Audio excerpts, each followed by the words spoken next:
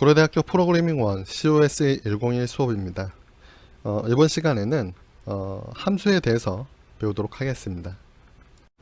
먼저 함수의 정의에 대해서 살펴보고요. 그 다음에 함수에서 사용되는 매개 변수와 전달 인자, 그리고 함수의 프로토타입이 무엇인지 보고요. 그리고 제기 함수에 대해서 보도록 하겠습니다. 먼저 함수에 대해서 복습하기 위해서 예제를 하나 살펴보겠습니다. 레테드 1.c 파일입니다. 해당 파일을 실행하면 회사의 명함을 출력을 합니다. 보면 기가싱크라는 회사, 그리고 어드레스, 그리고 이제 위치 정보를 이렇게 이제 출력을 하고요. 명함이다 보니까 상단에는 별표로 표시된, 그리고 하단에도 별표로 표시하여 그것을 이제 구분지어서 이제 보여주고 있습니다. 자, 프로그램을 보도록 하겠습니다.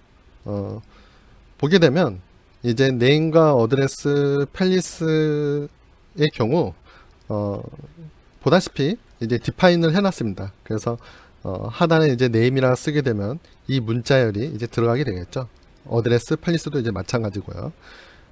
그리고 이제 별을 몇 개까지 찍을지 그것을 나타내는 width라는 그런 상수가 있습니다.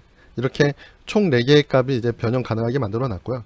자, 이렇게 만들어 두게 되면 이제 편한 게 width를 이제 60으로 고친다던가 30으로 고치게 되면 다시 실행해 봤을 때 그대로 이제 반영이 돼서 이제 출력이 된다는 거죠. 그래서 만약에 여러분들이 프로그램을 만들었을 때 뭔가 바뀔 만한 값들, 그러니까 다른 사람들이 바꿔서 쓸 만한 값들이 있다고 한다면 이렇게 상단에 이렇게 define 구문을 통해서 빼어두는 것도 좋은 방법이 됩니다.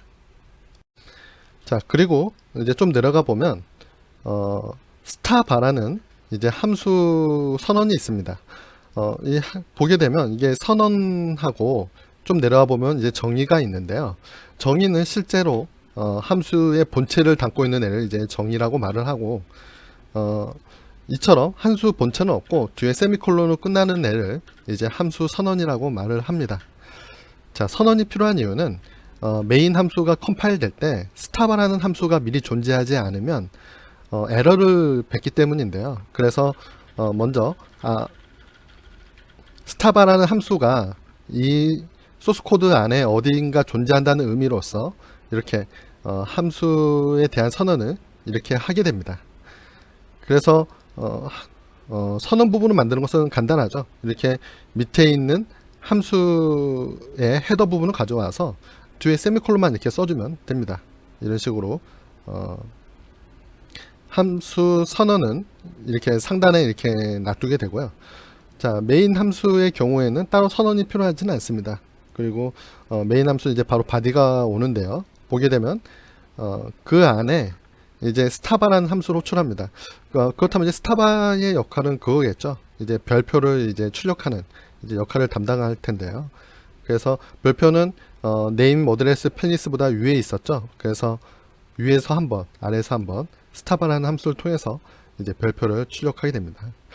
자, 스타바 함수를 보니까 count라는 변수가 있고, 이 count라는 변수는 width보다 작거나 같을 때까지 이제 별표를 출력하는 걸 알 수 있습니다. 그리고 맨 마지막에는 역/n도 출력하게 되죠. 자, 이렇게 하게 되면 이제 별표 찍는 것은 스타바라는 함수를 통해서 하고, 그리고 나머지 name과 어드레스와 팰리스를 이제 순차적으로 이제 출력하는 그런 함수가 되겠습니다. 여기서 여러분들이 또 하나 약간 의문을 가질 만한 것이 있는데요. 이 스타바라는 함수를 선언하고 그리고 정의할 때 여기에 이렇게 보이드라 썼는데요. 이렇게 보이드라 쓰는 것은 이제 전달해줄 이제 인자가 이제 필요 없다라는 의미로 이렇게 쓴 건데요. 그래서 이것을 아예 없애도 실제로는 똑같이 잘 작동합니다. 그래서 한번 실행을 해 보겠습니다. 그렇죠? 아무 문제 없이 작동되는 것을 확인할 수가 있습니다. 뿐만 아니라 그 메인 함수에 있는 이 보이드도 마찬가지로 생략이 가능합니다. 단 리턴형인 보이드는 이제 생략을 할 수는 없는데요. 예를 들어서 스타바 함수 저 부분과 여기 밑에 있는 이 보이드를 이게 생략하려고 그러면 이렇게 컴파일 에러가 납니다. 그러므로 리턴형은 꼭 써줘야 되고, 이제 전달 인자로서 아무 전달 인자가 없다라는 보이드는 이제 빼도 됩니다. 두 번째 예제를 보겠습니다. reted2.c 파일이고요. 이거는 앞서 나왔던 그 명암 프로그램을 약간 더 개선을 했습니다. 실행해서 어떻게 개선되었는지 한번 보도록 하겠습니다. 좀 더 명암다워진 게 문자열들이 전에 명암 같은 경우에는 왼쪽으로 정렬돼서 보였는데 이거는 가운데 정렬이 되었습니다. 그렇게 해서 이제 보여주게 되는 이런 프로그램입니다. 자, 그러면 이제 코드를 보도록 하겠습니다. 코드를 보게 되면 네 가지의 기존에 있던 이제 define 구문과 새로 추가된 space define 문이 이제 눈에 띕니다. 그래서 스페이스의 경우에는 빈칸 하나를 나타내기 위한 그런 define 구문입니다. 자, 코드를 봅시다. 자, 코드를 좀 내려가 보면 메인 함수가 보입니다. 메인 함수에서 이제 별을 찍는데 showEncha라는 함수를 사용하고 있습니다. 자, 이 showEncha라는 함수는 주어진 문자열을 width의 개수만큼 이제 출력하는 그런 함수가 되겠습니다. 이렇게 출력을 하고 이제 그 밑에 역/n을 통해서 이제 new 라인을 이제 찍게 됩니다. 기존의 showbar의 경우에는 별표와 함께 new 라인을 출력한 거에 비해서 showEncha는 이 문자를 주어진 개수만 출력하고 그 안에서 이제 new 라인을 하지 않기 때문에 이처럼 별표를 출력한 다음에 아래에서 직접 new 라인을 출력합니다.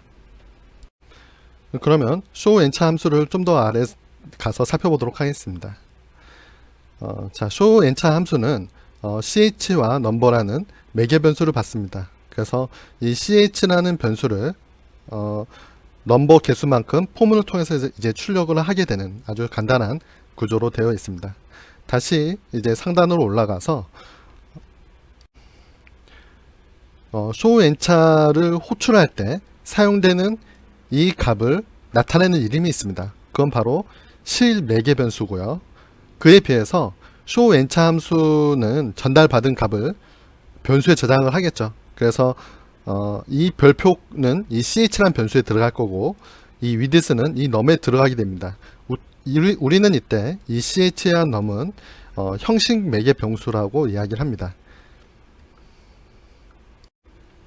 쉽게 이야기하면 함수를 호출할 때는 얘를 전달 인자라고 말을 하고, 그리고 받는 쪽에서는 매개 변수다 라고 한다, 이렇게 생각하시면 될 것 같습니다.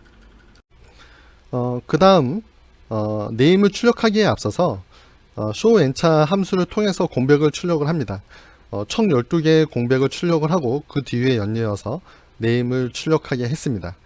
여기서 이제 여러분들 이제 약간 의문점이 될 수는 있을 것 같습니다. 여러분들은 앞서서 printf를 통해서 고정포로 출력을 하는 것을 배웠었을 겁니다. 그렇죠? 그때 왼쪽 정렬도 할 수 있고 오른쪽 정렬도 할 수 있었습니다. 그런데 printf를 통해서 가운데 정렬하는 기능은 존재하지 않기 때문에 여기서 쓰는 것처럼 공백을 출력을 하고 그 다음에 네임을 출력하는 형식을 여기에서는 취한 것입니다. 40의 길이로 출력을 할 거고, 그 네임의 경우 대충 길이가 15문자입니다. 15문자이기 때문에 12문자 정도 띄우면 이 15문자는 가운데 정도로 이제 오게 됩니다. 그렇기 때문에 12 크기만큼 이제 공백을 이용하고 그 다음에 네임을 출력했던 것입니다. 그런데 이제 그 밑에 어드레스나 이제 플레이스를 출력할 때는 이제 계산을 통해서 하려고 합니다. 자, 몇 개의 공백이 필요한지 계산했는데요. 어떻게 했냐면 전체 위드스에서 어드레스의 길이를 계산해서 뺍니다. 자, 그렇다면 공백의 길이가 나올 텐데요. 이 공백은 왼쪽에도 있어야 되고 오른쪽에도 있어야 되겠죠. 그러니까 그것에 2를 나누게 되면 한쪽에 공백이 나오게 됩니다. 자, 그 방법을 써서 그 다음에 어드레스 출력을 할 때는 스페이스만큼 띄고 어드레스 출력을 했고요. 그리고 마찬가지로 플레이스를 출력할 때도 길이를 계산해서 그 길이만큼 띄고 그 다음에 이제 플레이스를 이제 출력을 했습니다. 그 다음에는 이제 위드스만큼 이제 스타를 이제 출력을 하면 가운데 정렬된 명암을 볼 수 있습니다. 이 예제에서 특이한 점은 show n차를 할 때 이렇게 상수를 전달하기도 하고 또는 이렇게 변수를 전달하기도 했습니다. 또는 다음과 같은 표현식이 실전달인자 위치에 오기도 했죠. 자, 실전달인자의 경우에는 결국 하나의 값으로 만들어져야 되기 때문에 이 show n차 함수에 값이 전달될 때는 이 값이 모두 계산된 뒤에 그 값 자체가 전달되었다, 이렇게 보시면 됩니다. 그래서 show n차 함수를 쓸 때 전달인자의 경우 이렇게 상수도 되고 또는 변수를 놔도 되고 또는 이러한 표현식을 놔도 된다, 이렇게 생각하시면 됩니다. 그리고 또 하나 살펴봐야 할 점은 이 show n차의 선언부가 없게 된다면 이제 컴파일 에러가 난다는 겁니다. 자, 예를 들어서 이렇게 주석 처리를 해버린다면 컴파일 했을 때 show n차 10별자를 찾을 수 없다, 이렇게 에러 메시지가 나는 것을 확인할 수 있죠. 그래서 이제 show n차 선언부를 이렇게 위에다 이제 가져다 놨는데요. 이렇게 하지 않고 이 show n차 함수의 본체를 이렇게 상단부에 이렇게 위치시켜도 문제는 해결됩니다. 이렇게 함수를 미리 위에 놔두게 된다면 함수의 정의가 있으면 함수의 선언부가 자동으로 생성되기 때문에 그렇게 되는 건데요. 그래서 이렇게 show n차 함수를 메인 함수보다 위에 있게 하면 함수의 선언부를 따로 놔두지 않아도 된다는 장점이 있습니다. 자, 이것은 이제 소스 코드를 이제 원래대로 이제 바꿀 거고요. 네, 제 원래대로 바꿨습니다. 네. 자, 그리고 또 하나 여기서 여러분들이 주목해야 될 부분이 있습니다. 바로 어떤 거냐면 이 함수의 선언부에서 지금 여기 보면 변수명까지 이렇게 써 있었는데요. 변수명은 생략해도 에러가 나지 않는다는 것입니다. 그 이유는 뭐냐면 이 함수의 선언부의 역할은 컴파일러한테 이제 정보를 전달하는 데 있는데요. 이 show n차라는 함수가 캐릭터 변수하고 이제 int 변수를 받는다 라는 정보만 있으면 돼서 그렇죠. 왜냐면 여기에 전달되는 것이 이제 캐릭터하고 int로 이렇게 매칭이 될 테니까요. 첫 번째 인자는 캐릭터고 두 번째 인자는 int다 라는 정보만 이렇게 전달하면 되고, 이 안에 있었던 그 변수명은 실제로 이 메인 함수를 컴파일할 때 show n차 함수를 호출할 때 이제 사용되는 것은 아니기 때문에 그렇습니다. 그리고 이러한 함수의 선언부를 이제 함수의 프로토타입이다 라고 말을 합니다. 그 얘기는 뭐냐면 컴파일 할 때 이런 프로토타입을 지켜야 된다 라는 의미로 이제 전달되기 때문인 것이죠. 과거 C 표준에서는 이 함수의 프로토타입에 이렇게 어떤 변수가 오는지까지 선언을 할 필요가 없었습니다. 하지만 이렇게 되면 요즘 컴파일러에서는 다음과 같이 이제 에러가 나기 때문에 여러분들은 변수명까지는 삭제해도 되지만 그 자료형까지는 남겨두어야 된다, 이렇게 생각하시면 좋을 것 같습니다. 그러면 이제 또 다른 예제 lesser.c 파일을 이제 보도록 하겠습니다.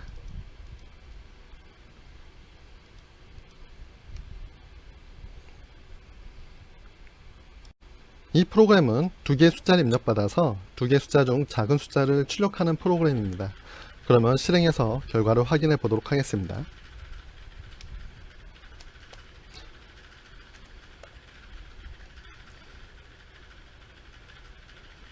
네, 이렇게 반복해서 두 수 중에서 이제 작은 숫자를 이제 출력해 주는데요.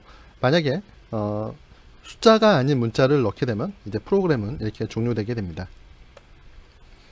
자, 프로그램의 동작을 이제 확인해 볼 텐데요. 먼저 사용자가 입력한 두 가지의 값을 저장하기 위한 변수가 있습니다. 여기 보게 되면 이제 사용자한테 메시지를 출력을 하고요. 이제 while문을 돌면서 이제 scanf를 합니다. 그래갖고 사용자가 두 개의 숫자를 정확하게 입력했다면 2라는 값이 리턴 되겠죠. 그래서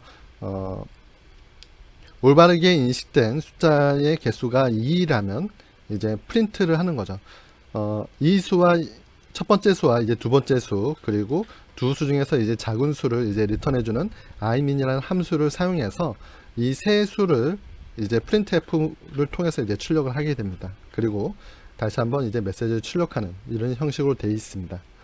자, 이때 그 imin이라는 함수가 사용됐는데요. 이 imin 함수의 프로토타입이 이렇게 위에 적혀 있습니다. int 두 개를 받고 그리고 int를 이제 리턴해 준다 라는 형태로 되어 있죠. 그래서 이런 프로토타입이 있기 때문에 메인 함수가 컴파일 될 때 이 imin이라는 함수가 존재하는 것을 알고 있기 때문에 컴파일 에러 메시지를 보여주지 않습니다.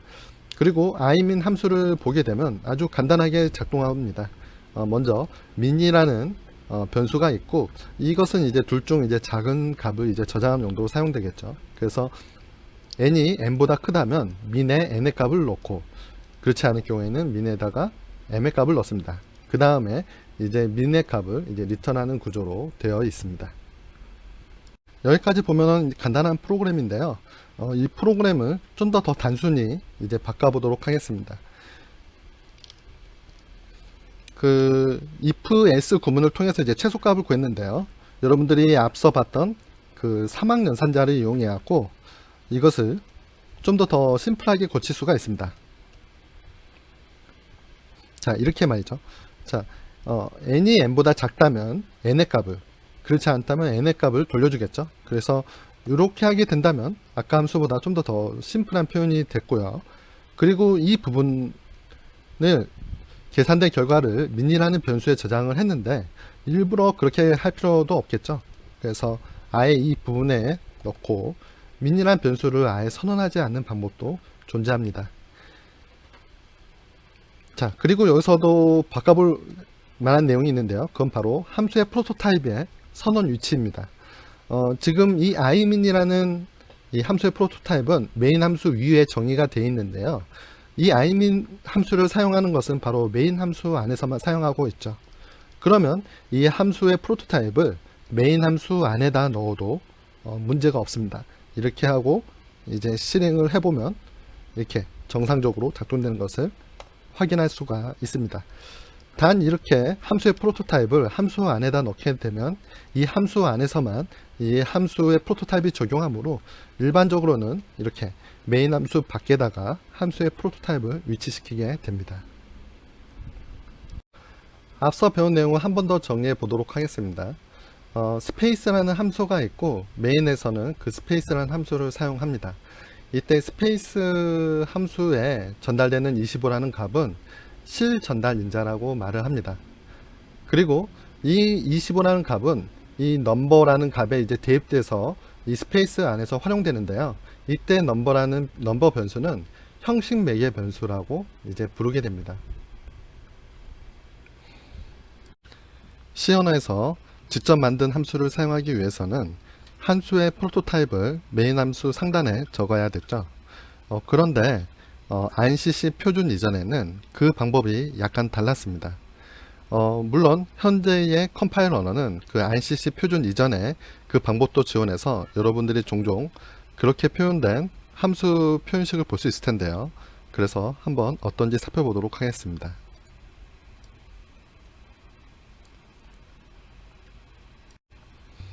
miss.user.c 파일을 이제 main.cpp에 복사했습니다.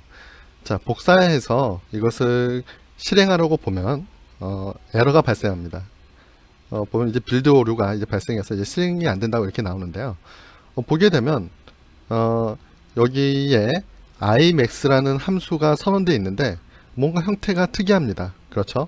보게 되면 리턴형은 int, 그리고 이제 실 전달 인자를 보게 되면 먼저 함수의 프로토타입을 살펴보면 imax란 함수가 여기 선언되어 있습니다. 여기 보면 리턴형은 int고 인자로는 아무것도 없습니다.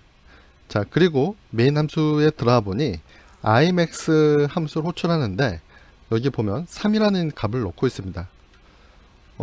일단 imax 함수의 역할은 어떤 것이었냐면 두 개의 숫자를 입력받아서 그 중에 더 높은 값을 리턴해주는 함수입니다. 그런데 여기는 두 개의 정수가 아니라 그 하나의 숫자만을 전달한 것을 볼 수 있죠. 그래서 애초에 선언도 아무 인자도 안 받게 돼 있고, 그리고 실제 사용할 때 자, 이렇게 하나의 인자를 받는 사용법도 있고, 그리고 이 밑에서는 원래 두 개의 정수를 받아야 되는데 두 개의 실수를 넘겨주죠. 그렇죠.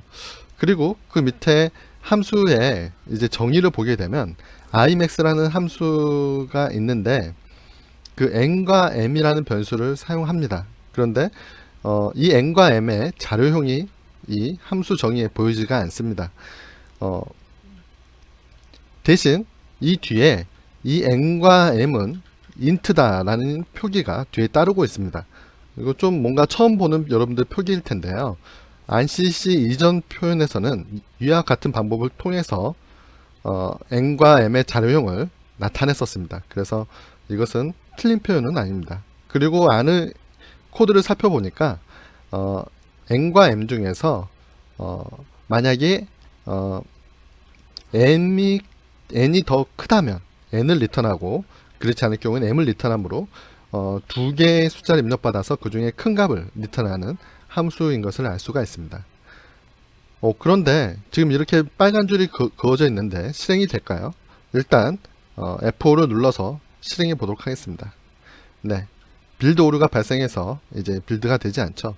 그 이유는 무엇이냐면 그 ANSYS 이전의 표준은 C 언어를 컴파일할 때 사용이 가능하고, 지금 제가 사용한 파일은 main.cpp였습니다. 이것은 뭐였냐면 C++ 파일이 바로 cpp라는 확장자를 가지고 있습니다. 그래서 지금 이 코드는 C++ 컴파일러로 컴파일 됐었는데 그때는 이제 허용되지가 않습니다. 자, 그래서 이 문제를 어떻게 해결하느냐,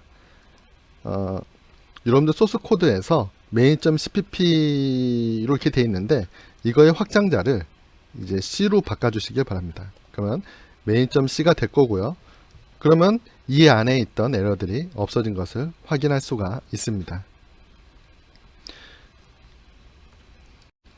그러면 이 상태는 이제 올바른 건지 알고 싶어서 한번 실행을 해 보겠습니다. 자, F4를 눌러서 자, 실행을 합니다. 네, 실행이 되었습니다. 보게 되면 3과 5의 값 중에서 더 큰 값은 5가 나와야 되는데 뭔가 이상한 값이 나왔습니다. 그리고 3과 5 중에서 맥시멈은 이 값이다. 뭐 이것도 틀렸죠. 이렇게 좀 이상한 값이 나오지만 실행이 된다는 것은 알 수가 있습니다. 자, 그러면 여기에서 왜 문제가 발생했는지 한번 더 살펴보도록 하겠습니다. 소스 코드를 일단 정상적으로 작동된 소스 코드가 있도록 하나 만들어 보도록 하겠습니다. 똑같이 복사하고요. 원래 정확하게 사용할 거라고 예측되었던 이렇게 정수 두 개를 넣는 코드를 하나 더 넣어 보겠습니다. 자, 다시 한번 실행해 보겠습니다. 자, 첫 번째 거는 정확하게 수행된 것을 알 수가 있습니다.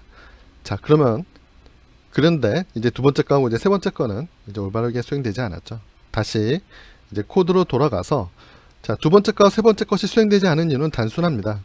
여기 보게 되면 원래 imax라는 함수는 두 개의 변수를 받아야 되는데 지금 여기 보면 하나의 변수만 넘겼기 때문에 이제 두 번째 변수는 무엇인지 모르기 때문에 제대로 작동되지 않았던 거죠.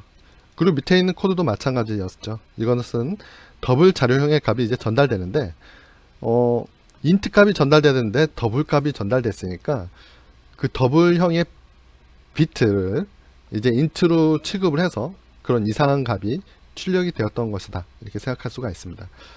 자, 이런 원인이 발생하게 된 이유는 뭐냐면 프로토타이핑을 명확하게 하지 않았기 때문에 그렇습니다. 그 NRC 표준에서는, 즉 ANSYS 표준 이전에는 리턴형은 명확하게 언급을 해야 되지만 형식 매개 변수에 대해서는 이렇게 빈칸으로 생략해도 되었습니다. 그래서 형식 매개 변수는 정확하게 체크하지 않았기 때문에 이 소스 메인 함수 안에서 이렇게 값을 입력했을 때 이게 올바르게 입력했는 건지 아닌 건지를 위에 선언된 프로토타입만으로는 알 수가 없기 때문에 컴파일러는 뭐 괜찮네 하면서 그냥 넘어갔던 것이죠. 그래서 이 아래와 같은 잘못 사용된 경우가 있다고 하더라도 컴파일러는 찾아내지 못했었습니다. 그러나 이제 ANSYS 표준에서는 이 상단의 그 형식 매개 변수를 이제 적게 적어도 자료형까지는 무조건 적게 시키고 있기 때문에 그 ANSYS 표준에 따르면 여기에 있는 이 코드가 이제 틀렸다 이렇게 나오게 됩니다. 자, 그래서 이 상태로 다시 한번 실행을 해 보도록 하겠습니다. 자, 실행한 결과 빌드 오류가 발생했다고 나옵니다. 함수의 프로토타입을 명확하게 적었기 때문에 이처럼 인자를 하나만 넘겼을 때는 이제 빌드 오류가 나게 되는 거죠. 그래서 이 코드를 약간 고쳐서 올바르게 작동되게 고치도록 하겠습니다. 자, 그 다음에 다시 한번 실행해 보도록 하겠습니다. 자, 첫 번째 거, 두 번째 거, 세 번째 거 모두 다 올바른 결과가 나온 것을 확인할 수 있습니다. 이제 여기에서 이제 뭔가 이상한 점도 발견할 수 있는데요. 더블형의 값이 전달되었을 때도 이전에는 여기서 이제 이상한 값이 이제 출력이 되었는데 지금은 그 값마저도 이제 올바르게 출력이 되고 있습니다. 그 이유는 무엇이냐면 여기에 비록 더블형의 값을 전달했지만 실제 함수 프로토타입이 인트로 원하기 때문에 이 값이 인트로 변환되어서 실제로는 이제 전달이 되게 됩니다. 즉 이렇게 함수 프로토타입에 그 형식 매개 변수의 자료형을 명확하게 언급함으로써 자동으로 형 변환까지 이루어지게 되므로 여러분들이 쓸 때는 이전 C 표준보다는 ANSYS 표준부터 지켜지는 이렇게 함수의 자료형을 쓰는 방법을 지켜주는 게 좋습니다. 그래도 여러분들이 이제 웹상에서 코드를 보거나 그럴 때 이제 옛날 소스 코드를 볼 수 있습니다. 이렇게 함수 적용도 좀 이상한, 지금 보면 좀 이상하죠. 이런 형태로 하고 이런 코드를 볼 수 있기 때문에 이런 것들이 틀린 코드가 아니라는 것 정도는 미리 알아두시는 게 좋습니다. 다음으로 제기 함수를 살펴보도록 하겠습니다. 다음 예제를 통해서 살펴볼 텐데요. record.c 예제입니다.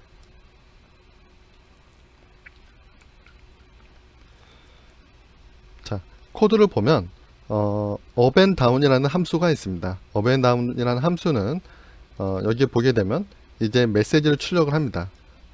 전달받은 이 n이란 값을 레벨 n의 값을 넣어서 출력을 하고요.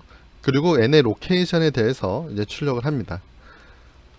그런 다음에 이 n의 값이 4보다 작다고 한다면 up and down을 한 번 더 호출하게 됩니다. 즉 up and down에서 다시 한번 up and down을 호출하는 거죠.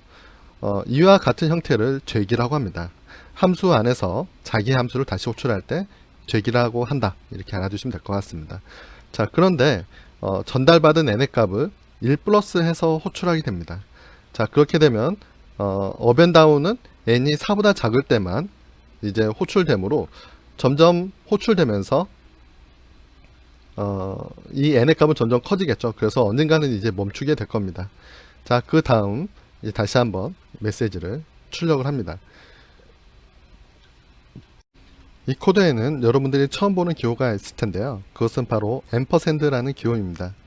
이 앰퍼샌드 기호의 역할은 뭐냐면 변수 앞에서 사용되어 변수의 그 메모리 내 주소를 리턴해주는 그 역할로 사용되고 있습니다. 자, 그렇다면 이 printf의 역할은 뭐냐면 n의 값을 레벨 뒤에 출력하는 것에 이어서 그 변수가 메모리상에 어떤 위치에 있는지 그것을 나타내는 그런 코드라 볼 수 있습니다. 자, 여기에서 메모리 주소를 왜 출력하려고 그랬냐면 죄기되는 동안 그 n이라는 변수가 어떤 곳에 있는지를 구분하기 위한 용도로 이 n의 주소를 출력하려고 합니다. 즉 어떤 의문을 해결하려고 그러냐면 up and down이라는 함수가 여러 번 호출되었을 때 그때 사용되는 n이라는 변수는 모두 동일한 하나의 변수를 n이라는 변수를 사용하는 것인지 그때 사용된 n이라는 변수는 모두 다른 변수인 건지 그것을 확인하고 싶은 겁니다. 그래서 여기에서 레벨과 함께 그 n의 값과 함께 그 n의 주소를 이렇게 출력을 합니다. 자, 출력을 한 다음에 밑에서 up and down 호출해서 다시 한번 자기 자신을 호출하는데요. 그때는 n의 값을 하나 더 증가시켜서 이제 실행하는 거죠. 자, 이것을 실행한 다음에는 이제 레벨이라는 똑같은 값을 출력을 하게 되는데 이때 특이한 점은 뭐냐면 처음에는 레벨이 소문자로 되어 있는데 업앤다운을 실행한 다음에는 레벨을 이제 대문자로 해서 이제 출력을 하게 됩니다. 자, 그러면 실행을 해보도록 하겠습니다. 실행한 결과를 보겠습니다. 여기 있는 것이 바로 n의 값이었죠. n의 값이었고, 그리고 여기 있는 것이 바로 n의 주소였습니다. 자, 그리고 이 레벨은 그 업앤다운의 이제 시작 부분에 있던 그런 출력이었고, 여기 있는 대문자 레벨은 업앤다운의 이제 코드 함수의 하단에 있던 출력 코드였습니다. 보게 되면 n의 값은 이렇게 증가됐다가 그리고 이제 점차 이제 감소하게 됩니다. 그 이유는 레벨 1에서 이제 업앤다운 함수가 호출되니까 이제 레벨 2로 넘어가고, 그리고 레벨 2를 출력한 다음에 업앤다운이 다시 한번 호출되니까 이제 그 n의 값은 이제 증가됐겠죠. 그래서 3를 출력하고, 그런 다음에 또 업앤다운이 호출돼서 이제 n의 값 4를 이제 출력을 하게 됩니다. 자, 그 다음에는 더 이상 업앤다운이 호출되지 않으니까 4, 3, 2, 1을 순서로 이제 함수가 이제 종료되게 되는 거죠. 그때의 n의 주소를 보게 되면 다음과 같이 서로 다른 주소를 가지고 있습니다. 그래서 레벨 4에 있을 때 n의 주소는 이와 같고요. 그리고 레벨 3, 즉 n의 값이 3일 때의 주소는 다음과 같습니다. 2일 때는 이거고요. n의 값이 1일 때는 다음과 같습니다. 자, 여기서 이제 여러분들이 알아야 될 것이 있습니다. C 언어에서는 컴퓨터의 이제 메모리 주소로서 이제 다음과 같이 16비트 8자리로 주로 표현을 하게 됩니다. 16비트 8자리라고 한다면 이것은 총 몇 비트일까요? 일단 16진수의 8자리. 자, 16은 바로 2의 4승으로 표현이 가능하죠. 그래서 2의 4승이 8개 있으니까 여기는 총 2의 32승입니다. 자, 그렇게 2의 31승으로 표현되는 것이 바로 이제 메모리 주소값이다 라고 이렇게 알아두시면 될 것 같습니다. 메모리 주소가 32비트인 이유는 여러분들이 32비트로 컴파일을 했기 때문입니다. 만약에 여러분들이 64비트로 컴파일 한다면 메모리 주소는 최대 지금처럼 8자리가 아니라 16자리로 이제 바뀌게 됩니다. 자, 그렇다면 32비트하고 64비트의 가장 큰 차이점이 무엇일까요? 그것은 메모리의 크기가 다르다는 것이겠죠. 그래서 만약에 여러분들이 32비트로 컴파일 하게 되면 최대 4기가의 메모리까지밖에 사용할 수가 없습니다. 근데 만약에 여러분들이 64비트로 컴파일 하게 되면 여러분들 프로그램은 4기가의 2의 32승만큼 더 큰 크기의 메모리를 쓸 수 있으므로 거의 한계가 없다고 볼 수 있습니다. 그러면 여러분들이 64비트를 쓸 수 있느냐에 대한 것은 여러분들이 64비트 운영체제를 사용해야만 가능하다고 볼 수 있습니다. 자, 여러분들이 몇 비트 운영체제를 사용하는지 알고 싶다고 한다면 그것은 이런 방법을 이용해서 알 수가 있습니다. 자, 여기 보면 이제 내 컴퓨터에서 오른쪽 버튼 눌러서 이제 속성을 봅니다. 속성을 보면 여기에 64비트 운영체제라고 이렇게 쓰여 있죠. 이렇게 64비트 운영체제라고 쓰여 있으면 여러분들 컴퓨터는 32비트로 컴파일 할 수도 있고 64비트로도 컴파일 할 수 있다, 이렇게 아시면 됩니다. 자, 그런데 기본적으로 C 언어에서는 32비트로 컴파일 하게 되는데요. 그 이유는 만약에 64비트로 컴파일을 하게 되면 여러분들이 만든 프로그램은 64비트를 지원하는 컴퓨터에서만 돌아가게 됩니다. 그런데 과거의 컴퓨터들은 32비트로 되어 있는 컴퓨터들도 많기 때문에 그런 데서는 작동되지 않게 되겠죠. 그래서 호환을 위해서 일반적으로는 32비트로 컴퓨터 프로그램을 만들게 됩니다. 그래서 여러분들이 이제 큰 메모리 공간이 필요하다, 그럴 때만 이제 64비트 운영체제로 64비트로 만들어서 컴파일을 하면 됩니다. 메모리 주소 때문에 좀 약간 딴 쪽으로 세웠는데요. 좀 더 살펴보도록 하겠습니다. 이 n의 값이 1일 때, 2일 때, 3일 때, 4일 때, 즉 네 번째 호출됐을 때 보니까 다음과 같은 주소에 저장되어 있습니다. 그런데 이 값은 보게 되면 어찌 된 것인지 마지막에 호출된 n의 주소, n의 변수의 주소가 이 값들 중에서는 어떻습니까? 가장 작은 값이죠. 그렇죠. C 언어에서는 나중에 사용된 변수가 메모리 주소상 그 더 낮은 값을 가지게 됩니다. 즉 처음 변수를 생성하게 되면 제일 끝에다가 위치시키고 그 다음에 이제 생성된 변수는 점점 메모리의 앞부분에 그 공간을 할당해 주게 됩니다. 이렇게 밑에서부터 쭉 차오르는 형태로 C에서는 변수를 할당하니까 뭐 그것에 대해서도 뭐 간단히 외워두시면 좋을 것 같습니다. 자, 제기에 대한 두 번째 예제로 팩터.c에 대해서 보도록 하겠습니다.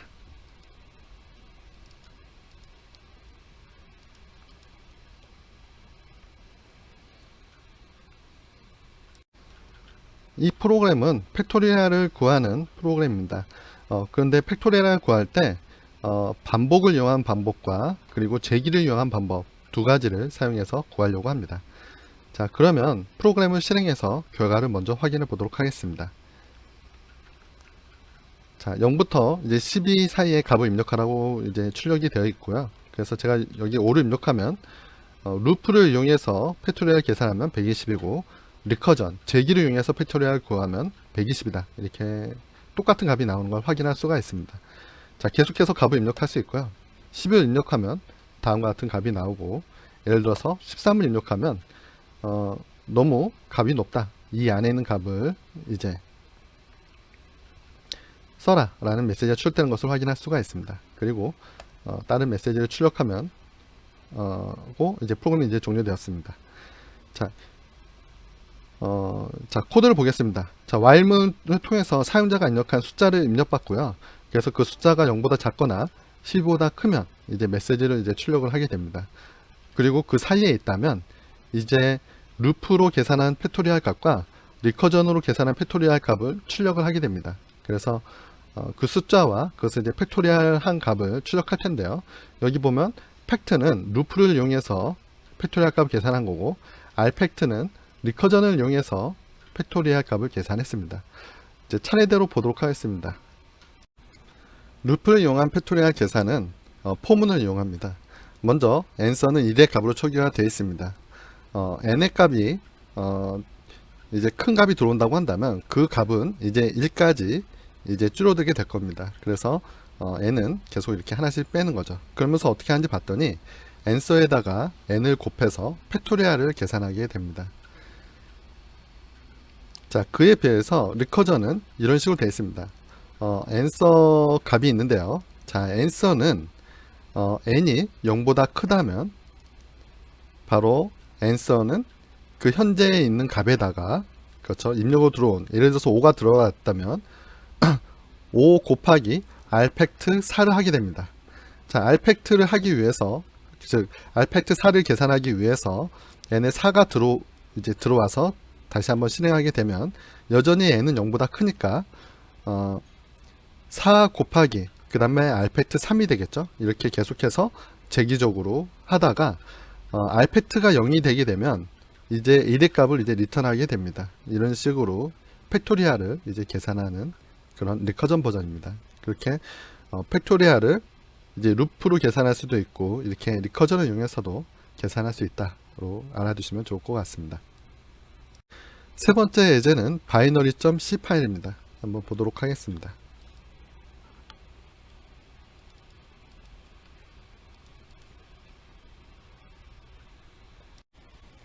이 예제는 정수를 입력하면 그 정수를 이진 표현으로 바꿔서 출력해주는 프로그램입니다.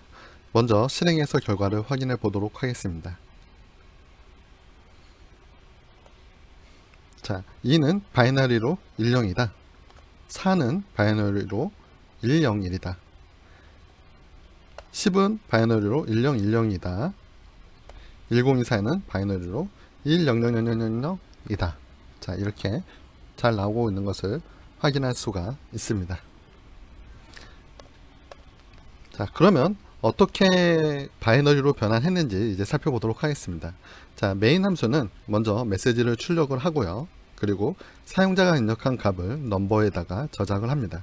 자, 사용자한테 입력받을 때 이제 정수만 받을 거기 때문에, 양의 정수만 받을 거기 때문에 unsigned long으로 넘버를 선언했습니다. unsigned long을 하게 되면 이제 음수는 없고 양의 정수만이 입력되겠죠. 자, 그렇게 해서 사용자가 넘버를 입력하게 되면 to 바이너리 함수를 통해서 이것을 바이너리로 이제 출력을 하게 됩니다. 근데 이 to 바이너리 함수는 마지막에 엔터를 출력하지 않기 때문에 한번 to 바이너리를 통해서 메시지 출력한 다음에 엔터를 입력하고 그 다음에 계속 할 것인지를 이제 출력하게 됩니다. 이렇게 해서 이제 반복하게 될 텐데요. to 바이너리라는 함수의 경우 n이라는 수를 받습니다. 그래서 이제 변환한 숫자를 이제 받게 되는데요. 어떻게 작동하는지 봤더니 이 r이라는 변수가 있습니다. 이 r이라는 변수는 이제 나머지를 나타내는 변수고요. 그래서 입력된 그 n의 값을 2로 나눈 나머지를 계산합니다. 딱 나눠 떠지면 여기 거고 1이 남을 수도 있겠죠. 그래서 0 또는 1의 값을 이 r에다가 이제 저장하게 됩니다. 자, 그리고 만약에 n이 2보다 크거나 같다면 다시 한번 to 바이너리라는 함수를 호출하게 됩니다. 자, 그런데 여기서 중요한 것이 to 바이너리 함수를 호출하기 전에 어떠한 메시지를 출력하고 있지 않다가 이 출력된 결과 끝에다가 이 to 바이너리 함수가 호출된 다음에 맨 마지막에 부분에서 푸차를 통해서 이제 숫자를 입력하게 된다는 것입니다. 그래서 2로 나눈 나머지는 바이너리 표현을 바꿨을 때는 제일 오른쪽에 올 그 문자겠죠. 그렇죠. 그 숫자, 즉 0과 1이라는 이제 숫자일 거기 때문에 그 결과를 이제 맨 나중에 이제 출력하게 될 겁니다. 그리고 이 to 바이너리를 통해서 반이 깎인 값에 대해서 다시 한번 먼저 앞에서 이제 숫자가 차례대로 출력이 되게 될 겁니다. 자, 이런 식으로 to 바이너리라는 그런 함수를 통해서 시즌 표현을 이진 표현으로 바꿔볼 수가 있었습니다. 자, 그러면 이 프로그램은 약간 동작이 어떻게 될지 어려울 수도 있으므로 디버깅을 통해서 그 결과를 한번 확인해 보도록 하겠습니다. 자, to 바이너리 부분에 브레이크 포인트를 만들겠습니다. 키보드의 F9 단축키입니다. F9 단축키로 브레이크 포인트를 만들고요. F5를 눌러서 프로그램을 실행해 보도록 하겠습니다. 자, 여기에 10이라는 숫자를 입력해 보도록 하겠습니다. 자, 바이너리 이퀴발런트까지는 출력이 되었고요. 자, 메인 함수로 해서 결과를 확인해 보도록 하겠습니다. 넘버에 있는 10이라는 값이 잘 저장되어 있는 걸 확인할 수가 있습니다. 여기에서 커서를 상단으로 가져가 보면 F11을 누르면 이제 들어가는 표시가 되어 있죠. 들어가는 표시. F10은 이렇게 건너뛰는 표시가 되어 있습니다. 그리고 Shift F11은 나오는 표시가 되어 있죠. 그래서 화살표가 들어가고 나오고 건너뛴다. 이 세 가지를 여러분들이 이제 주로 사용하게 될 겁니다. 자, to 바이너리 함수 안으로 들어가 보도록 하겠습니다. 이때는 들어간다 표시인 F11을 누르면 됩니다. F11을 누르면 이제 to 바이너리 들어올 거고요. 그때에는 10입니다. 자, R은 어떻게 되나요? 그 10을 2로 나눈 나머지는 0이 되겠죠. 그렇죠. 0인 걸 확인할 수 있습니다. 자, 여전히 n은 2보다 크보다 같으므로 이제 to 바이너리 함수 안에 들어가게 됩니다. 자, 그렇다면 n은 10이었으니까 2로 나눈 값은 어떻게 되나요? 5겠죠. 그래서 to 바이너리 안에 들어가게 됩니다. 이때 커서가 여기 있으니까 F11을 눌러서 들어가 보도록 하겠습니다. 자, n은 5로 들어왔습니다. 5로 왔고 5를 2로 나눈 나머지는 1이겠죠. 그렇죠. 1이고 여전히 n은 2보다 크거나 같으므로 다시 한번 to 바이너리를 실행합니다. 5를 2로 나누게 되면 얼마가 되나요?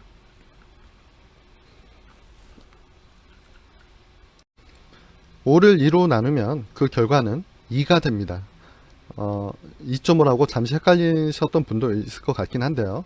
자, C의 언어에서는 정수를 정수로 나눌 때는 그 값이 정수로 나온다. 이렇게 제가 전에 말씀드렸죠. 그래서 2.5가 나오지만 그것을 정수형을 바꾸기 위해서 버림이 만들어지게 됩니다. 버림을 하게 되면 2가 됩니다. 그래서 to 바이너리 할 때 2라는 값이 이제 전달되게 됩니다. 자, 여기에서 다시 한번 F11을 눌러서 그 함수 안에 들어가 보도록 하겠습니다. 자, n의 값은 2고요. 그리고 이렇게 다시 보도록 하겠습니다. 자, n이 2일 때 r은 나머지가 0이겠죠. 그리고 n은 2보다 크거나 같으니까 다시 한번 여기에서 to 바이너리 함수로 들어가게 됩니다. 자, 들어가기 위해서 F11을 또 누르겠습니다. 자, 드디어 n은 1이 됐습니다. 2를 2로 나눈 나머지 r은 1이겠죠. 그렇죠. 1을 2로 나눈 나머지는 1이고, 자, r에 1로 되어 있는 걸 볼 수 있습니다. 그 다음에 n은 2보다 크지 않기 때문에 to 바이너리 함수에 더 이상 들어가지는 않습니다. 그 다음에 푸차 함수를 통해서 문자 하나 출력될 텐데요. 지금 r은 0이 아니기 때문에 지금 r의 값은 1이 들어있죠. 그래서 이 1이라는 문자가 출력될 겁니다. 1이라는 문자가 출력되고, 자, 여기 리턴을 거쳐서 이제 이 함수가 종료되면 이 위치로 돌아왔습니다. 돌아와갖고 지금 n이 2일 때인데요. 자, n이 2일 때는 그 나머지가 어떻게 됐죠? 0이었죠. 그래서 0이었기 때문에 그 뒤에 0이라는 문자를 출력하게 됩니다. 자, 이렇게 푸차되는 도중에 여기 실행 결과를 보게 되면 1과 0이 출력되고 있는 것을 확인할 수가 있습니다. 그리고 계속 진행하다 보면 이제 r은 1이었기 때문에 1이라는 문자가, 그리고 마지막으로 r은 0이었기 때문에 0이라는 문자가 이제 출력되게 될 겁니다. 이런 식을 통해서 재기적으로 시침법에 대한 그 이진 표현을 이제 만들어낼 수 있다라는 것을 기억해 두셨으면 합니다.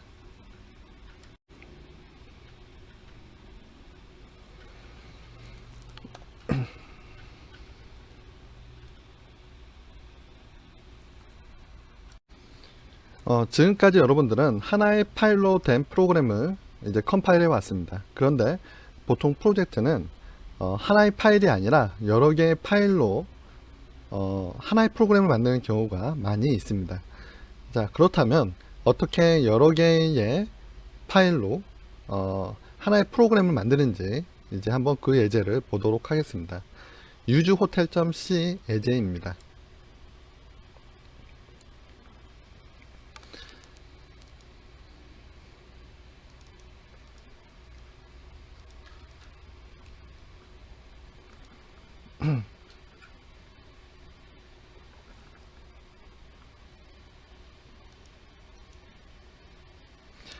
자, 그리고 hotel.c와 hotel.header 파일을 메인에 복사하도록 하겠습니다. 자, 그러면 usehotel과 그리고 hotel.c 그리고 hotel.header가 이렇게 위치되게 됩니다. 자, 그런 다음에 이 두 개의 파일을 이제 프로젝트에 포함을 시켜서 정상적으로 컴파일 되게 만들어 보도록 하겠습니다. usehotel.c 예제의 경우 총 3개의 파일이 필요합니다. 일단 usehotel이 되는 이제 main.c 파일이 있고요. 그리고 hotel.c하고 hotel.h 이렇게 총 이제 3개의 파일이 사용되는데요. 이 프로그램은 간단히 말해서 호텔을 예약하는데 뭐 하나의 호텔이 아니라 여러 개의 호텔 그 예약 비용을 이제 확인할 수 있는 그런 프로그램입니다. 먼저 실행해서 결과를 확인해 보도록 하겠습니다. 프로그램을 실행하면 어떤 호텔을 원하는지 먼저 입력하는 창이 뜹니다. 그래서 1, 2, 3, 4 이렇게 네 가지 호텔이 있고요. 그리고 마지막에는 이제 종료시키는 번호가 있습니다. 그래서 첫 번째 호텔을 예약할 때 이제 몇 박을 묵을 건지 이제 물어보게 되는데요. 이렇게 이를 입력하면 호텔 비용은 180이다 이렇게 출력을 하게 되죠. 자, 그리고 이 호텔 예약하는 프로그램의 경우에는 이제 디스카운트 개념이 있습니다.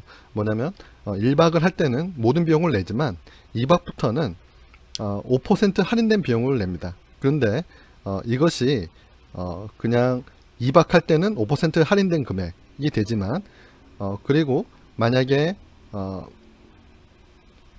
3박을 하게 된다면 그 금액에서 한 번 더 5% 할인된 금액을 내게 됩니다. 자, 이게 무슨 얘기인지 한번 보도록 하겠습니다. 먼저 이 호텔에서 이제 이틀을 묵는다. 그러면 180이니까 1박이 180이니까 360에 돼야 되겠지만 5% 할인된, 자, 두 번째 것에서 5% 할인된 그죠? 한번 계산해 볼까요? 180에서 5% 할인되면 9오겠죠? 그렇죠. 170일이 더해져서 이제 180일 더해져 351이 됩니다.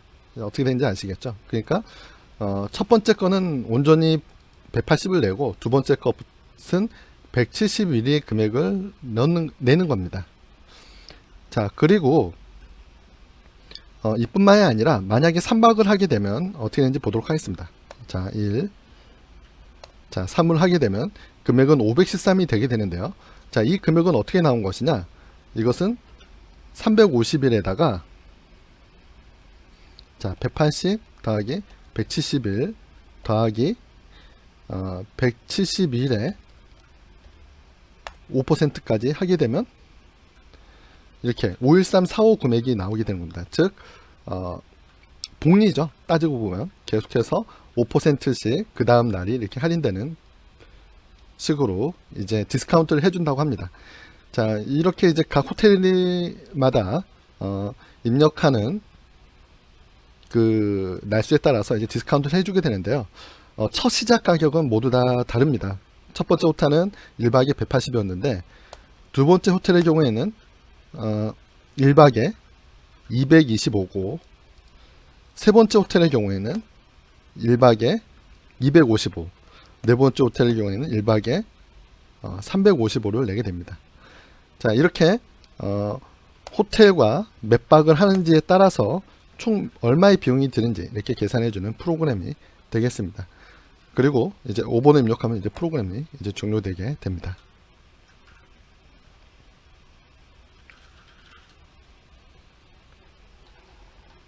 솔루션 탐색기를 통해서 프로젝트의 구조를 다시 한번 먼저 보도록 하겠습니다. 호텔.c, 호텔.h 그리고 메인.c가 있는데 이 메인.c는 usehotel.c에 있는 내용을 복사해 온 것이죠. 이렇게 세 개의 파일로 프로젝트가 구성되어 있습니다. 자, 그렇다면 컴파일러를 통해서 기계로 만들어지는 것은 어떤 것들일까요? 바로 main.c하고 hotel.c입니다. hotel.h는 main.c나 hotel.h에 있는 것처럼 studio.head처럼 그냥 단지 컴파일 할 때 이용되는 코드입니다. 즉 여러분들이 프로그램을 실행하게 된다면 main.c와 hotel.c에 대한 기계어 코드가 만들어지게 되는데요. 그 기계어 코드가 어떻게 되었는지 먼저 확인해 보도록 하겠습니다. 솔루션 탐색기에서 여기 디버그 폴더가 있는데요. 디버그 폴더에서 오른쪽 마우스 버튼 눌러서 파일 탐색기의 폴더 열기를 해봅니다. 자, 그러면 여기에 두 가지 오브젝트 파일을 볼 수가 있습니다. hotel.obj 파일 그리고 main.obj 파일입니다. 이 두 개의 파일이 바로 main.c에서 만들어진 파일과 hotel.c에서 만들어진 기계어다 라는 것입니다. 그래서 이 두 개의 파일이 이제 합쳐진 것이 이제 main.ex가 되는 거죠. 즉 이 main.ex를 실행하면 main.obj와 hotel.obj에 있는 내용이 한꺼번에 실행이 된다 이렇게 보시면 됩니다. 이 작업을 하는 게 바로 링커입니다. 아직 여러분들은 배우지 않았지만 링커라는 것은 뭐냐면 각각 개별로 기계어로 번역된 것을 하나로 묶어서 이제 실행될 수 있게 해주는 게 바로 링커의 역할이다. 이렇게 보시면 됩니다. 그러면 다시 코드로 돌아가서 호텔.c와 메인.c는 바로 호텔.h라는 공통의 공통의 이제 공유하는 부분이 있는데요. 이 호텔.h는 어떤 내용이 들어있냐면 어떤 키를 눌러야지 나간다, 또는 호텔 1의 방 1박의 비용은 얼마다, 2박, 그리고 호텔 2의 비용, 3, 4의 비용은 얼마다가 이제 저장되어 있고, 하루가 지났을 때 이제 얼마씩 이제 디스카운트를 해야지, 그리고 이제 그 어떤 것으로 이제 서로 이제 라인을 구분할지에 대한 내용이 디파인문으로 되어 있고, 그리고 호텔.c에 있는 함수의 프로토타입이 여기에 이렇게 적혀 있습니다. 이렇게 적혀 있게 됩니다. 자, 그래서 이 헤더 파일은 호텔.c의 상단에도 있고요, 바로 메인의 상단에도 있습니다. 자, 보통 이렇게 여러 개의 파일을 이용해서 하나의 프로그램을 만든다면 이렇게 호텔.c 그리고 호텔.h 이렇게 두 가지로 나눠서 만들게 되는데요. 함수의 이제 정의는 호텔.c 안에 이렇게 넣고, 함수에서 사용하는 디파인 문이라던가 그리고 프로토타입은 이렇게 따로 분리해 놓는 게 전통적인 방법입니다. 이렇게 함으로써 얻을 수 있는 이점은 뭐냐면, 메인에서도 호텔.h를 인클루드 함으로써 이제 컴파일 시에 에러를 피할 수가 있죠. 여기 있는 뭐 getNight라던가 showPrice 또는 메뉴와 같은 함수를 호출할 수 있다라는 것입니다. 왜냐하면 이 메뉴 getNight showPrice는 지금 이 main.c 파일에는 없지만 호텔.h에 의해서 함수 프로토타입이 있으므로 어딘가는 이 함수들이 존재한다는 것을 이제 컴파일러는 알 수 있기 때문에 에러 메시지를 이제 뱉지 않게 되는 거죠. 그리고 마찬가지로 호텔.c에서도 지금 보게 되면 메뉴 getNight 이제 showPrice 안에서 뭐 디스카운트라는 애와 뭐 그리고 스타 이런 변수들을, 이런 디파인된 변수들을 사용할 수 있게 되기 때문에 이렇게 디파인문과 함수의 프로토타입을 빼내게 되면 이제 편리합니다. 그래서 전통적으로 이제 이런 것들이 분리되었다면 이제 그것에 디파인문과 프로토타입을 이렇게 빼서 메인에서 이제 사용하게 된다. 이게 일반적으로 여러 개 파일로 된 이제 프로그램을 만드는 방법이다. 이렇게 이제 알아두시면 좋습니다. 자, 그러면 코드를 이제 하나하나 살펴보도록 하겠습니다. 자, 맨 처음 프로그램을 시작하면 이제 while문을 통해서 이제 진행하는데요. 자, 바로 이제 메뉴라는 함수를 통해서 사용자가 어떤 값을 입력했는지 봤습니다. 이 메뉴라는 함수로 이제 이동을 할 텐데요. 물론 호텔.c에 가서 이 메뉴 함수를 봐도 되지만 여러분들은 지금 비주얼 스튜디오 ID를 사용하고 있죠. 그래서 이런 방법을 사용해도 됩니다. 메뉴에서 마우스 우측 버튼 누르고 정의로 이동이 F10입니다. 그래서 여기서 단축키 F11로 누르면 이제 메뉴로 바로 이동합니다. 자, 이렇게 보게 되면 이제 스타를 출력을 하고요. 이제 스타를 출력하고 이제 원하는 호텔을 입력하라. 그리고 이제 호텔 이름 그리고 이제 메시지를 출력한 다음에 구분계좌까지 출력을 합니다. 그리고 이제 사용자가 입력한 값을 코드로 봤는데 만약에 그 값이 1보다 작거나 그리고 5보다 크다면 이제 이것을 이제 없애버리는 거죠. 없애버리고 이제 입력해야 될 값은 1부터 5까지다 라고 이렇게 메시지 출력하게 됩니다. 한 가지 특이한 점은 스캔F를 통해서 잘못 입력된 내용을 이제 버리는 게 나오는데요. 이때 사용된 것은 이제 별표입니다. 이 별표는 뭐냐면 실제로 이제 %s가 있으면 그것을 이제 변수에 저장하는 거지만 별표가 있으면 변수에 저장하지 않고 버린다는 의미를 나타냅니다. 그래서 이것은 다양하게 응용될 수 있는데요. 만약에 문자를 버리고 싶으면 %별표 S고, 만약에 정수를 버리고 싶으면 %별표 D로 하면 됩니다. 네, 이렇게 그 메뉴를 이제 출력하는 코드를 살펴봤고요. 그 다음은 이제 getNight입니다. 이것은 뭐냐면 몇 방 묻을지를 이제 사용자한테 물어봐서 이제 그 값을 입력받는 건데요. 마찬가지로 되어 있습니다. 그래서 사용자가 정수를 제대로 입력을 하면 그 값을 이제 리턴해 주고요. 만약에 1이 아니라면, 즉 나이트의 변수의 값이 들어가지 않았다면 버퍼에 있는 값을 이제 무시해 버리고 이제 다시 이제 정수를 입력하라, 이렇게 출력을 하게 됩니다. 그리고 마지막은 이제 그 show price 하는 부분인데요. 이 show price 함수는 이제 1박 비용을 받고 그리고 몇 박을 하는지를 받습니다. 그래서 이거에 따라서 총 얼마의 비용인지 이제 계산을 해주게 하게 되는데요. 어떻게 하는지 봤더니 이제 반복문을 이용합니다. 자, 포문을 이용하는데요.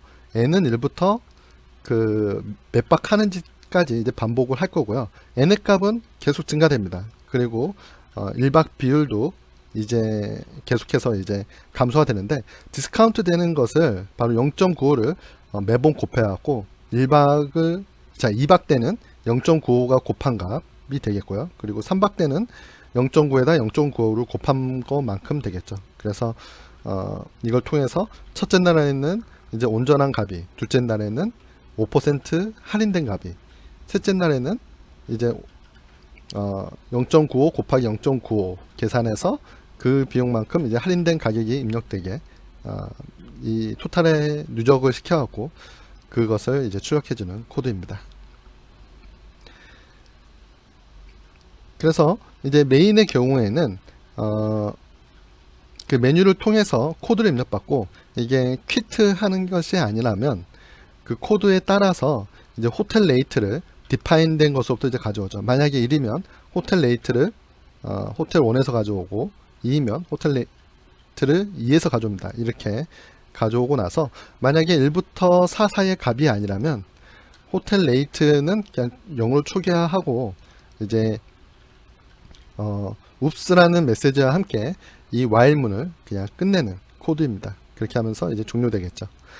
자, 이렇게 호텔 레이트를 가져온 다음에 getNight를 통해서 몇 방 묻을지를 가져오고, 그 다음에 호텔 레이트와 나이트를 이용해서 이제 프라이스를 출력해주는 이런 식의 구조로 되어 있습니다.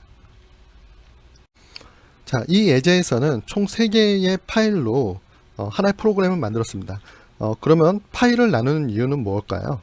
보통 이제 파일을 나누게 되면 재사용성이 좋아지게 됩니다.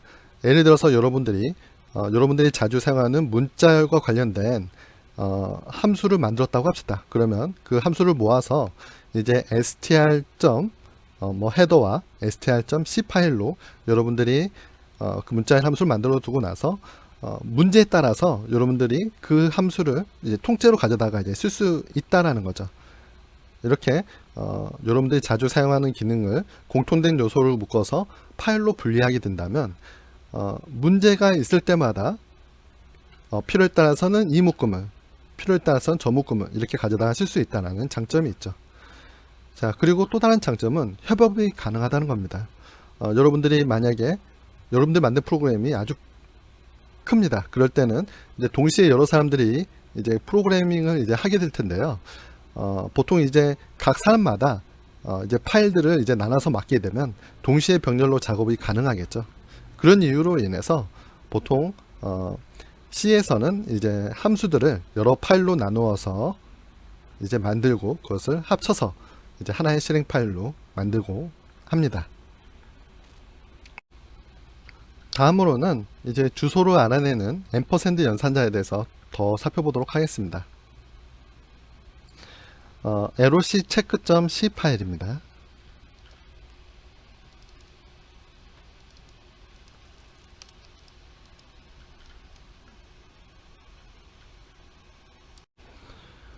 변수의 주소를 알아내는 것은 바로 이 앰퍼샌드라는 기호입니다. 그래서 풀하는 변수 앞에 앰퍼샌드가 있으면 이 변수의 메모리 값의 주소를 알려준다고 말을 했었죠. 그것과 함께 이 printf에서는 P를 사용했습니다. 이제 주소값을 출력을 할 때는 꽉 찬 신유진수로 표현을 해주는 게 좋기 때문에 이렇게 %P라는 기호를 쓰게 되는데요. 자, 이걸 이용하면 다음과 같이 출력이 됩니다. 빈 자리는 이렇게 공으로 넣어서 출력이 되는 거죠. 이렇게 2의 32승 형태로 이렇게 값을 출력해주는 역할이 바로 이제 %P의 역할입니다. 그런데 이 %P는 이제 운영체제마다 약간 다릅니다. 그래서 지금 현재 여러분들 사용하고 있는 윈도우에서는 방금 제가 본 것처럼 저렇게 출력을 할 텐데요. 만약에 리눅스와 유닉스였다면 그 방법은 출력 방법은 약간 다를 수 있다는 것을 알아두시길 바랍니다. 그래서 이 예제의 경우에는 뭐 간단합니다. 그 메인 함수에는 이제 두 가지 변수가 있고 그 변수의 값과 그 주소를 이렇게 출력을 해봅니다. 그리고 미카도라는 함수를 호출하는데 그 함수에서도 이제 BH와 이제 POH 이렇게 두 가지 값이 있고요. 그래서 이제 그 값을 이렇게 출력해 보는 예제입니다. 자, 실행해서 이제 결과를 한번 살펴보면 메인 함수에 있는 푸하고 박 같은 경우에는 자 2하고 5라는 값이 있고요. 여기에는 10하고 2라는 값이 있다. 그리고 그 변수들의 메모리 상의 주소는 모두 다 각각 다르다라는 것을 이렇게 결과를 보고 알 수가 있습니다. 즉 동일한 변수명이라고 하더라도 함수가 다르다면 그리고 그 함수 안에서만이 이제 이용될 수 있기 때문에 서로 각각 다른 메모리 주소값을 이제 가지게 된다라는 거죠. 해당 내용은 여러분들 이제 리커전을 처음 배웠을 때 그때 살펴봤으니까 그때를 참고해 보시길 바랍니다.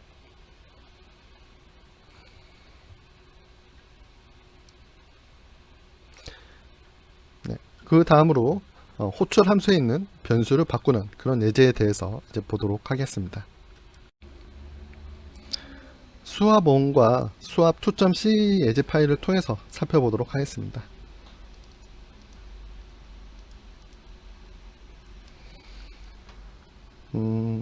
자, 수압 1.c에 있는 내용을 이렇게 복사해 놨는데요. 이 예제는 다음 같은 작업을 하는 함수를 하나 만들려고 합니다. 두 개의 변수를 입력받았고 그 변수에 있는 값을 서로 스위치하는 그런 함수를 만들려고 합니다. 이런 일은 좀 많이 있을 수 있겠죠. 그렇죠. 두 개의 변수의 값을 서로 교환하는 그런 것일 텐데요. 자, 어떻게 만들었는지 봅시다. x와 y라는 변수가 있습니다. 여기에는 5와 10이라는 값이 들어있고요.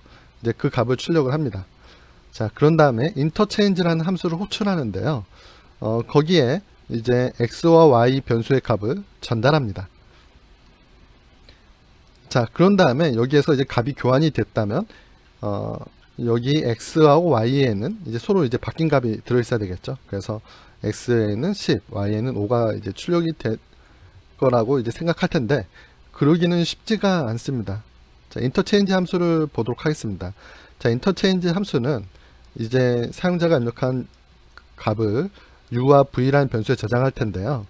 어떻게 하는지 봤더니 템프에 u를 저장하고 u에는 v의 값을 넣습니다. 그리고 v에는 템프 값을 넣습니다. 자, 이렇게 하게 되면 이 안에서 u와 v의 값은 확실히 이제 서로 이제 바뀌게 되겠죠.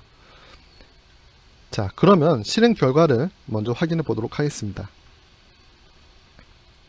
자, 실행 결과를 보게 되면 x는 5, y는 10입니다. 그리고 인터체인지를 실행하고 봤더니 x는 여전히 5, y는 10입니다. 자, 그 이유는 사실 간단합니다. 그렇죠? 사용자가 이 x하고 y라는 변수를 넘기지만 실제 넘어가는 변수가 아니라 변수가 가진 값이 넘어갑니다. 즉 인터체인지라는 함수가 호출될 때 호출되는 맨 마지막 순간에는 여기에는 x라는 변수에 대한 정보는 전혀 없이 5라는 값이 남아 있고요. y라는 변수에 대한 정보는 전혀 없이 10이라는 값이 들어 있습니다. 그리고 그 값이 여기 있는 u와 v에 복사된 거죠. 즉 이 안에서 u와 v의 값은 서로 교환이 되었지만 그것은 원래 있던 x와 y에는 전혀 영향을 끼치지 않습니다. 이러한 값이 복사되는 형태를 C언에서는 call by value라고 부릅니다. 함수가 호출될 때 형식 아규먼트에 들어가는 값은 실 전달인지에 있는 값이 그냥 복사돼서 단지 들어간 것 뿐이다 라는 거죠. 그렇기 때문에 이렇게 인터체인지를 통해서 원래 있던 x와 y 값을 바꾸려고 해도 이 경우에는 실패할 수밖에 없습니다. 수학 2.c는 그것을 좀 더 알아보기 쉽게 이게 메시지를 좀 더 추가한 거고요.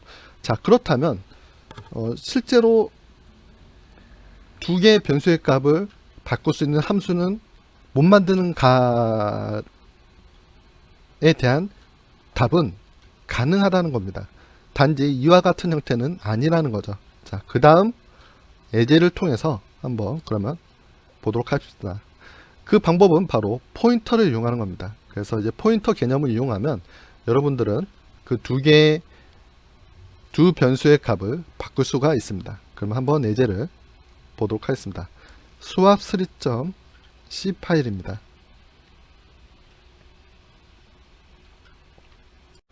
그러면 코드를 살펴보기에 앞서 먼저 포인터에 대한 간단한 개념을 전달해 드리도록 하겠습니다. 여러분들은 지금까지 여러가지 자료형을 사용해 왔습니다. 정수형 자료형과 실수형 자료형, 그리고 참과 거짓을 나타내는 부울 타입도 이제 사용해 봤죠. 자, 그렇다면 최근에 여러분들은 변수의 주소를 구하는 연산자를 사용했습니다. 그것은 바로 앰퍼샌드였죠. 그래서 7 위에 있는 그 기호를 이용해 갖고 변수의 주소를 구할 수 있었는데요. 그러면 주소를 저장할 자료형이 없을까? 라는 건데요. 변수의 주소를 저장하는 자료형이 바로 포인터입니다. 그런데 가리키는 주소에 인트가 있을 수 있고 플롯이 있을 수 있죠. C에서는 이제 그것을 이제 구분하게 됩니다. 그래서 만약에 가리키는 곳에 인트가 있다면 인트 포인터로 이렇게 만들고 이런 식으로 선언을 하면 됩니다. 자, 그렇다면 이 z란 변수는 주소가 들어가는데 그 주소에 가면 이제 인트가 있다 이렇게 생각하시면 될 것 같습니다. 자, 그래서 z라는 것에는 이제 5라는 값을 넣으려고 그러면 좀 뭔가 이상하죠. 이런 식으로 사용하는 게 아닙니다. 이 z라는 변수에는 주소가 들어가야 되기 때문에 다른 변수의 주소값이 이런 식으로 들어가야 올바릅니다. 여러분들이 포인터를 사용할 때 주의할 점이 이겁니다. 포인터는 이제 주소가 들어가는데 사실 이와 같이 정수를 넣어도 컴파일러는 에러를 뱉지 않습니다. 그러므로 이런 식으로 사용할 수 있도록 여러분들이 항상 좀 신경을 써줘야 됩니다. 자, 그렇다고 한다면 실제로 디버깅을 통해서 어떤 값이 Z에 들어가는지 보도록 하겠습니다. 자, 여기에 브레이크 포인트를 걸 거고요. 자, 실행을 해보도록 하겠습니다. 자, 실행을 해보면 현재 커서는 여기 멈춰 있고요. 자, 봅시다. 자, x에는 5, y에는 10이 있습니다. z라는 변수에는 지금 어떤 값이 들어있냐면 여기 보일지 모르겠지만 0x, 00, d6, f7, 3,5라는 값이 들어있다 라는 것을 알 수가 있죠. 즉 z는 다음 같은 주소가 들어있고 실제로 그 위치에 가보면 5라는 값이 있다 라는 것까지 비주얼 스튜디오에서는 표시를 해주고 있습니다. 자, 그러면 z에는 이제 주소가 올바르게 저장되어 있을 텐데요. 그러면 이 z란 변수는 이제 어떻게 사용할까요? 자, z란 변수를 쓸 때는 또다시 이제 이 포인터 기호인 이 별표를 사용합니다. 자, 예를 들어서 이제 메시지를 하나 출력해 보겠습니다. z는 %d다 라고 출력을 할 때 z를 이렇게 출력을 하게 되면 어떤 일이 벌어질까요? z가 갖고 있는 주소값이 그냥 정수 형태로 출력이 될 겁니다. 그런데 여기에다가 %d 이렇게 한 번 더 출력을 할 텐데요. 이번에는 z 앞에 이렇게 별표를 써보겠습니다. 자, 이렇게 되면 z는 이제 주소값을 갖고 있는데 이 앞에 이렇게 별표가 붙어 있게 된다면 변수 앞에 사용된 이 별표는 어떤 의미를 가지고 있냐면 해당 주소에 가서 그 값을 가져오게 됩니다. 자, 그렇다면 z는 지금 x의 주소를 가지고 있기 때문에 x가 가지고 있는 값인 5를 출력하게 되는 거죠. 자, 한번 실행해 보도록 하겠습니다. 자, z의 주소는 요것이고요. 그리고 이 주소에 가면 5라는 값이 있다 라는 것을 나타냅니다.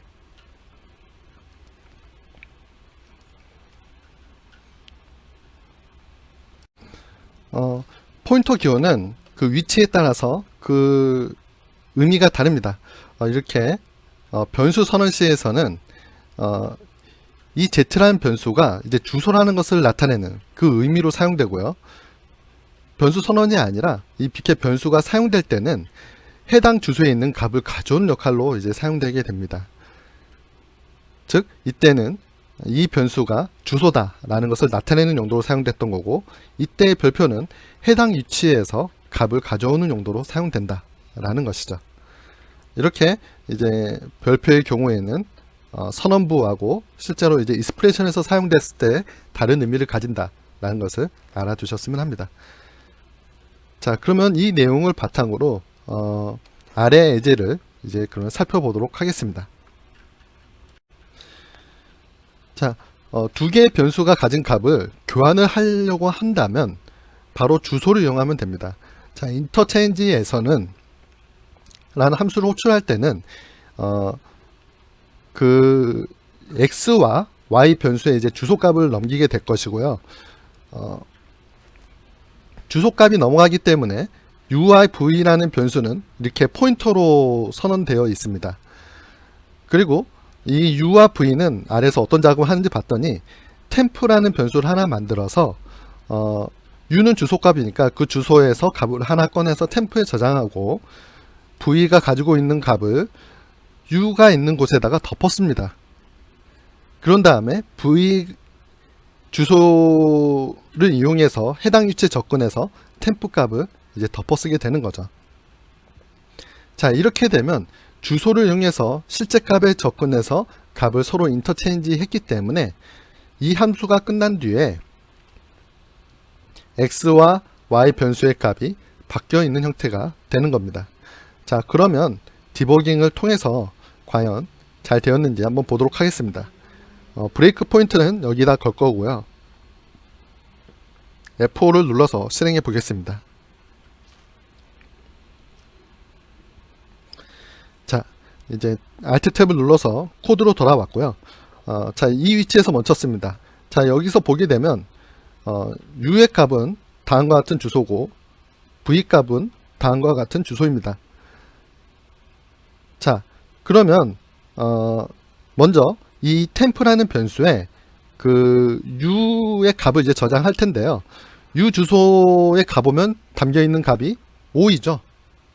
그렇죠. 그래서 템프에는 5라는 값이 저장될 겁니다. 자, 한 줄 실행해 보면 템프 값이 5로 바뀐 것을 알 수가 있습니다. 자, 그런 다음에 V의 주소는 요겁니다. V의 주소에 있는 10이라는 값을 꺼내 갖고 U의 주소에다가 그 값을 덮어쓰게 되는 겁니다. U의 값을 덮어쓰게 될 거고, 자, 넣게 되면 이제 U 주소는 이제 10이란 값을 가지는 걸로 바뀌었습니다. 그렇죠. 지금 보게 되면 원래 U가 가지고 있던 주소에 뒤에 가지고 있던 값이 10으로 바뀌었으면 이렇게 표시가 되고 있습니다. 자, 한 번 더 보겠습니다. 자, V의 주소는 여기 보는 것처럼 맨 뒤에 것만 읽으면 주소가 70입니다.